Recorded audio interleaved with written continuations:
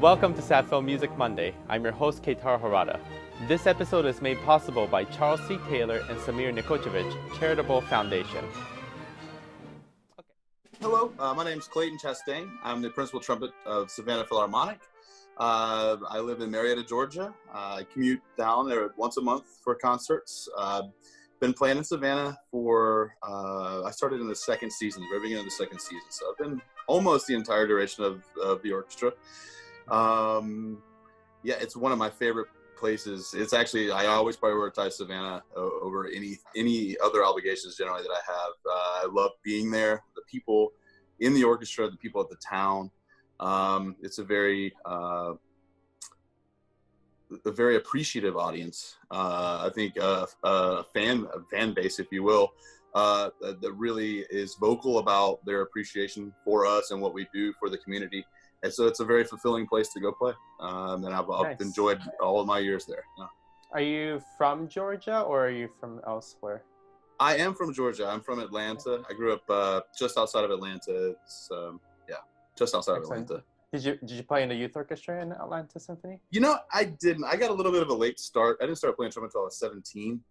Oh, okay. Yeah, so I was always sort of playing catch up so I always felt like I was like, nah, it would behoove me to be in a practice room rather than being in that situation. So I just practiced, when I was in high school, 5-6 hours a day or so, and I just tried to catch up to everybody. I always felt like I was behind, and I think that sort of helped me in my career, just because I always felt like I was constantly behind and I always needed to do more and more and more. So yeah, it was actually a good motivator.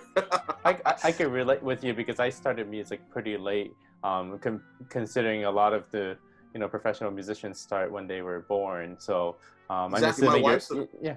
Go ahead. My wife's a violist, and she started when she was 3. Exactly. Yeah. Both of her sisters are musicians. They started when they were 3. Yeah. Exactly. And then I'm assuming your kids are already starting music at an early age. They are involved in music classes and things, but they're not instrument specific yet. We want them just to enjoy it, and we want it to mean something to them personally before they try to do something technical with it, because we feel that if you go through that route, you start learning an instrument, maybe it doesn't mean it's not as personal, and that I think that's reflected in the music as well. So for them, it's more fun and enjoyment and having a good time, and how music makes them feel at this time. Yeah. Excellent. And then how are you spending your time during the quarantine days? Well, a lot of practicing, a lot of cleaning. I think every room in my house has gotten a good going over at least once. So some spring cleaning. A lot of practicing, a lot of time with my children and my wife. Being a freelancer, and also my family owns a camera repair business as well that I used to run. And so between that and being a freelancer, I didn't see my family a whole lot. So this is like I say, it's very kind of actually nice, not globally, but for my situation, I'm enjoying staying at home with my kids and my wife and spending time with them and getting to know them a little bit better. Of course, and your family is definitely appreciating having dad at home a lot. Yeah, for sure. My savings account's like a little bit angry, but everybody else is happy. That's good. Any particular concert that you're looking forward to next season? Yeah, I'm actually really looking forward to the season premiere. Not only is it going to be sort of like getting back to things and sharing art with people again, but the person I stay with a lot in Savannah is Robin Beauchamp, and Robin's a very, very good friend of mine, and very close friend of mine. And he's done some pieces before us, but they've always been on Christmas concerts, things like that. And I'm really looking forward to I'm not going to say like maybe a more meaningful, but a more substantial piece of his that we can play. I'm really looking forward to that. And Shostakovich 5 is it's an all-time favorite. It's one of the standards, and always a fun trumpet part. Right. With Robin Beauchamp, we have a really good relationship with Savannah Philharmonic, and then we have asked him to arrange many things throughout the season. But I wanted to give him an opportunity to be his own voice and not just an arranger, but a composer. So that's why we are doing a world premiere piece by him. Absolutely. Where he can write something very in a serious context. So of course, Shostakovich 5, being a principal trumpet player, it's awesome.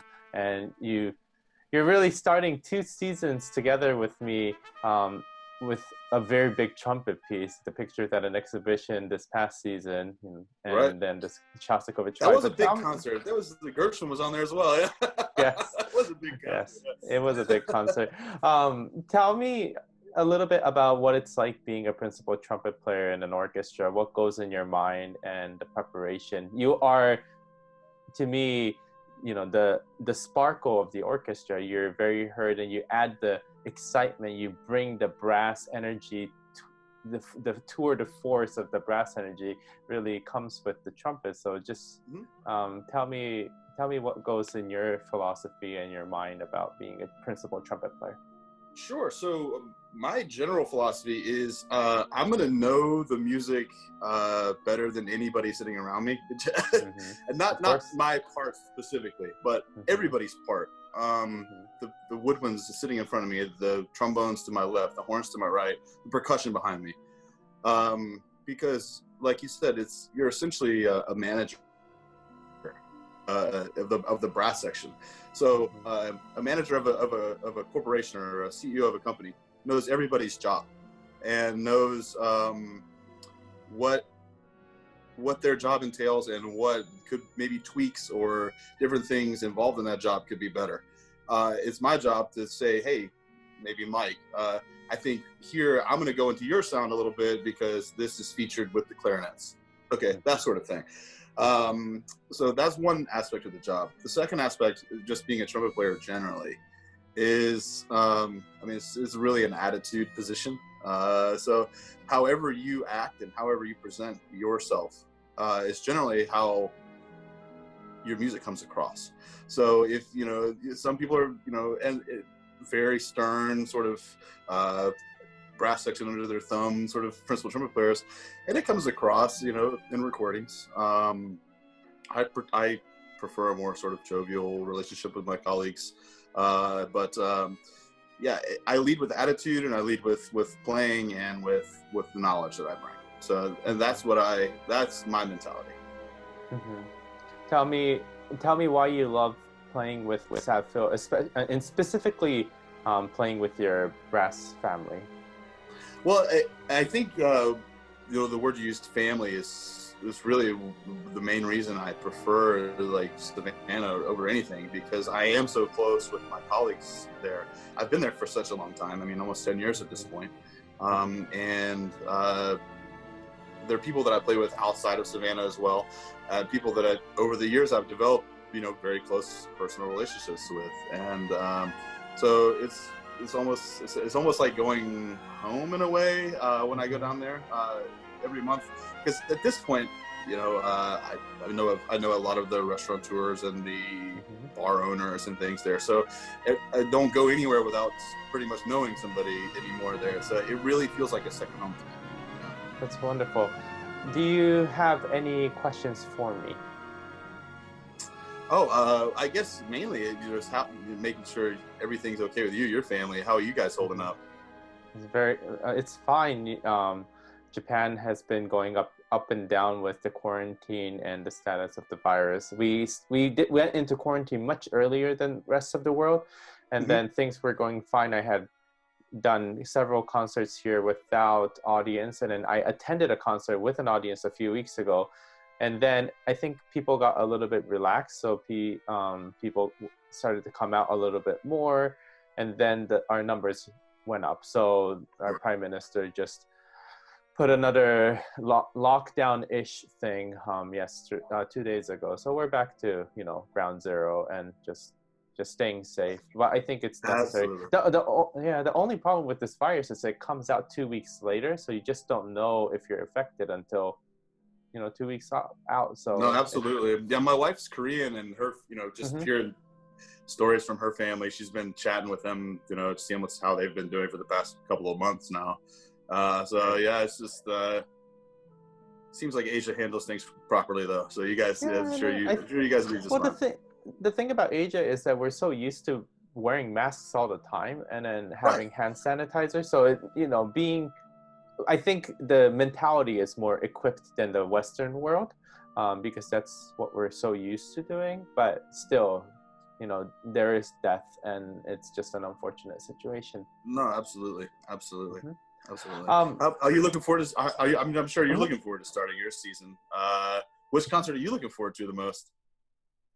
For me, there is no one particular concert that I'm looking forward to. I programmed the season in a way so that I chose repertoire that really challenges the orchestra in various ways, from a stylistic point of view to, if I were to speak just about the brass, from the Baroque music to the contemporary, and then just understanding what the Savannah Philharmonic brass section is capable of doing, what is our color, what is our sound. It will take me a few seasons for us to figure out what our sound is, but I want to make sure that the season has repertoires that will allow us to explore in different venues and different avenues of different color making, so that at the end of a couple seasons we know what our brass section is supposed to sound like, and then develop from there. So I'm excited about the season in general, and then not a specific concert.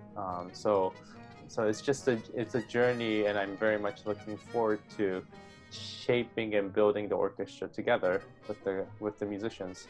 That's great. That's great. Yeah, I've always thought that, speaking particularly to the different venues, I've always thought that would be a great idea, particularly with the SCAD students. I mean, there's a lot of very forward-thinking people. I mean, a lot of forward-thinking people there, young people. And I was always wondering, like, man, I bet we could play some small venues and play some Xenakis or whatever. I mean, Zorn, whatever. And they would probably love it. And it was something that has probably never been played there before. And it would be so cool to be able to, work on a sort of repertoire. I just never get to play it professionally. I mean, very few orchestras program that sort of thing, as you know. And it would be so cool to be able to just like challenge yourself and present that to people. And I think that if that's being exploited, that's a very, very good thing. Yeah, I want our orchestra to be a place where we can explore, and the musicians can come up freely to the artistic committee and be like, why don't we look at this? And then, there's merit to being able to voice your opinion, and I think it's going to be a collaborative journey. So that's great. So is there anyone in particular that you would like to give a shout out to that might be watching this interview? Sure. First and foremost would be Robin and Lee Beauchamp, very close friends of mine that I stay with regularly there.